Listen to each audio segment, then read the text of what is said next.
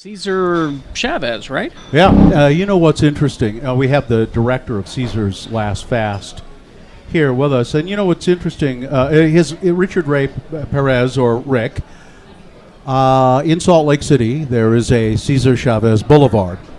Yes, and I bet you that 90% of the people who see it, well, I bet you 90% of the people don't know where it is, and it's a main thoroughfare. And 90% of the people who see it and go, Cesar Chavez, who the hell is that? I'll bet. Yeah, no, I agree, and it's happening all over the country. This film, Caesar's Last Fast, can tell everyone why. Why is that important? Why the street was named by him, but I think he's more important than a street name. And it's I describe this story as one of the untold chapters of the civil rights history in America.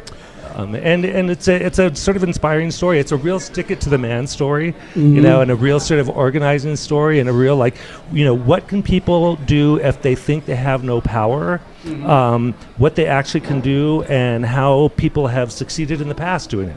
Now, you are describing it as an untold story, but I remember Cesar Chavez as being a pretty big deal in his day.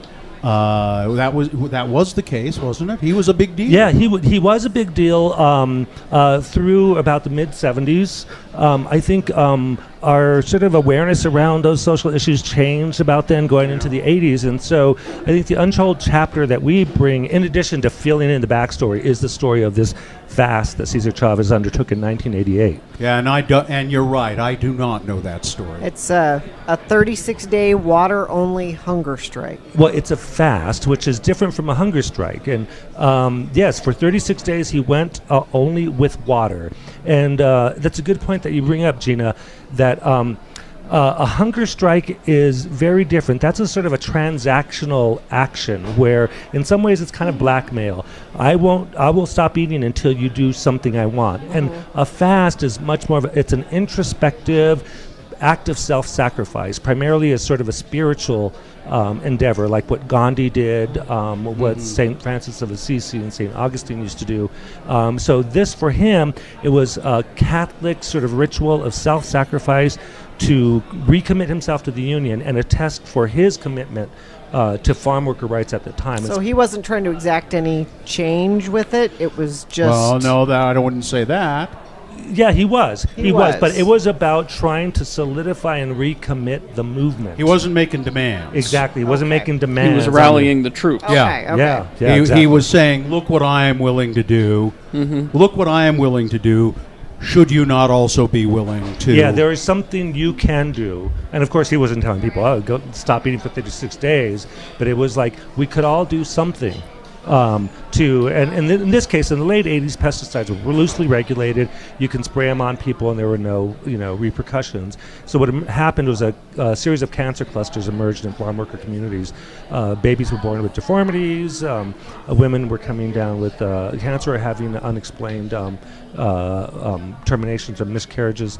So he wanted to recommit the entire movement to draw attention to this problem with pesticides. And the movement being, we should reset just a little bit. Cesar Chavez in the 70s, migrant farm workers were just being horribly exploited.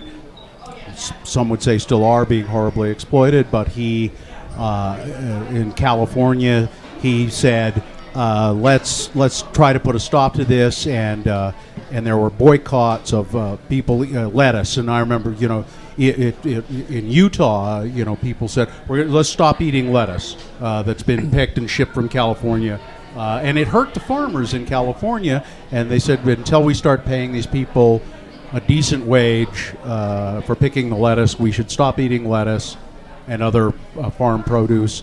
And they started the Farm Workers Union, and it was it was successful.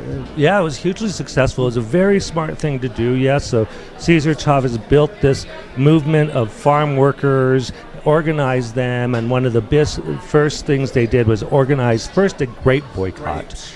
And they sent people all over the country, the farm workers, to explain to people how they lived, how much they got paid, what conditions they're forced to live in to have these grape picking jobs. And they thought very wisely and successfully the way to get those grape growers to listen is to get Americans to stop buying table grapes. And eventually it worked. It hit them in the pocket so hard. The grape growers had to, recognize the union that Cesar Chavez has founded with these farm workers and started paying them a decent wage and started giving them basic better conditions, like bathrooms in the fields. There were no bathrooms in the field. There was no water available for them, etc. So that profoundly changed in California, and to some degree in the other states. How are the conditions now compared to then? Sadly, the conditions are just a little bit better. So, for example, in California, there are some profound changes. Now all fields have to have bathrooms. They have to have drinking water. Which seem like such basic things. Human things. And this is an unseen population, and so that's why it's so easy for the those abuses to go under the radar. But in other parts of the country, places like the Carolinas and where they're farm workers picking tobaccos and their tomato. In Florida. In Florida, the tomatoes. Yes. So these people are still grossly underpaid. And then in California, sometimes the laws aren't being enforced because the money isn't there for the enforcement agencies. So it's still a pretty bad situation. I want to call attention to the fact that we need to start thinking about the conditions under which our food is being picked. There's been a terrific campaign from the right to convince everyone that unions are bad. What would you say to somebody to take them out of that paradigm? Because I understand that they're a good thing, but boy, try having a union discussion with somebody and they'll go on about corruption and blah blah blah. Right to work. Right to work. Yeah. And well, here's corruption is a pathetic argument because we know we have corporate corruption, and that's far more rampant than there is in any union corruption. Unions establish a basic dignity and basic safety net for workers.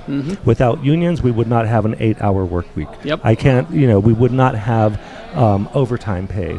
We would not have benefits like health care. And it was all unions that did that. And so when somebody says unions are bad, then they're saying overtime is bad, health benefits are bad, 8-hour work weeks are bad, minimum wage is bad. So I think it's largely the uninformed who are criticizing unions. Well, they are saying minimum wage is bad these days. And then for that reason, slavery is good. How old was Cesar when he did this fast? Cesar, he was 61 years old already. And so it was really very scary for his family and everybody around him because they thought, a 1-year-old man should not stop eating, and they had no idea how long he would stop. How long we'd fast for. He didn't know. Say on the outset how long. He was like, I'm going to stop eating when it feels right, the time's right, etc. I'll eat again. And so he's 61 years old, and less than 5 years later, he died. And both his parents lived to be in their hundreds. Oh, really? Yeah. So I personally believe that it affected his health. Where is Cesar Chavez buried? Cesar Chavez is buried in a place called La Paz, which was the UFW headquarters in the Tehachapi Mountains, about 30 miles east of Bakersfield. Is it a place where people go? I mean, is it? It has now recently been declared a national monument. There's a museum, so it's now part of our national park system. It's a beautiful sort of homage, again, to this story that gets overlooked. So I think there's a resurgence in interest around Cesar Chavez. One, because the demographics in this country is changing, but I think more importantly, and it's going to become obvious, the income gap in this country among all people. I think people are starting to get frustrated, and it's easy to feel powerless and think we can't do anything because there are these huge corporate interests. The reality is, I think we can, if we're willing to organize and band together around common interests. Independent of party affiliation. I mean, people can say, unions are bad, etc. But we can all agree the income gap, whether you're Republican or not, if you're a working person, that is not in your interest to be way underpaid. It's about fighting the misinformation. Correct. Which you addressed Absolutely. which you addressed in Outfoxed, I think. Yeah, yeah. Which Outfoxed, I was the cameraman. I wasn't the director, but still, I was. That's a perfect. Yeah. Because it's on TV doesn't mean it's true. Exactly. What? TV wouldn't lie. Neither However- does the internet. Yeah. The radio And- never lies. Yeah, and we mustn't be immune to facts. Exactly. So, It's Caesar's last fast, and good luck with this. thanks, and thanks for telling everybody. It's like an inspiring story. It's a good, like I said, underdog. Stick it to the man. I think we'll learn a lot. It's a lot of fun just to watch, what this scrappy group of people, what they are able to achieve. I only have one screening listed here. Oh, there's a bunch. You got it there? Okay, good. The 19th at the Temple Theater in Park City, the 20th at the Egyptian in Park City, 22nd at Sundance Resort, 23rd at the Mark in Park City, 24th at the Redstone Cinema, and on the 25th you can see it down in Salt Lake at the Tower Theater. How about on HBO? So we're negotiating a broadcast right now, but in the meantime, to follow us, you can visit CaesarsLastFast.com. That's CaesarsLastFast.com. It's Caesar spelled Cesar. So yeah, find out where you can see the film after Sundance, how we're going to take this film out, and how people really change their lives all across the country. And just follow, and we want you to be part of that story. All right, thank you. Richard Perez, thank you so much. Oh, thank you, Kerry, Bill, and Gina. I really appreciate it. He remembered the names. Good job. They're right behind if you look really just in little tiny print. Kerry found me out. All right. Have a good Sundance, you guys. Thank you. Thanks.